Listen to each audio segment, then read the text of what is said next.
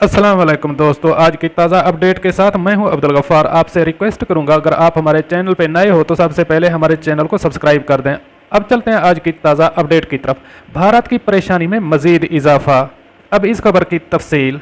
जुम्मे की शाम से हफ्ते की शाम तक 24 घंटों में 71 अमवात रिकॉर्ड की गई हैं।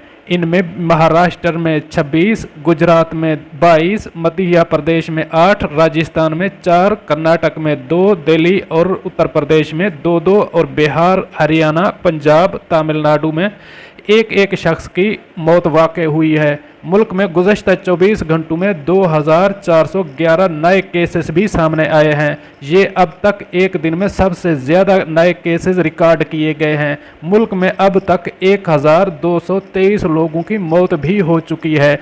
2411 केसेस सामने आने के बाद कुल तादाद 37,776 हो गई है, जिसमें 26,535 एक्टिव केसेस हैं, जबकि 10,018 लोग ठीक होकर अपने अपने घरों को वापस जा चुके हैं। वजारत सेहत के ज़राए का कहना है कि हर दिन के हिसाब से बढ़ते रहे मामलात फ़िलहाल तशवीश का बायस बने हुए हैं, लेकिन इस मरतबा एक दिन में 2000 से ज़ायद केसेस आने के बाद तशवीश मज़ीद बढ़ गई है। वजारत सेहत के सीनियर अफसर ने कहा है कि अब तक 26.52% मरीज़ सेहत याब हुए हैं। इनमें 111 गैर मुल्की भी शामिल हैं। गौरतलब ये बात है कि मुल्क में बढ़ते हुए मामलात के दरमियान वजारत दाखिला ने जुम्मे को लॉकडाउन 2 हफ्ते के लिए मज़ीद बढ़ा दिया है और 17 मई तक का ऐलान किया है। वजारत ने लॉकडाउन के इस मरहले में रेड, ऑरेंज, ग्रीन जोन में कई पाबंदियों में ढील भी दी है। वजारत के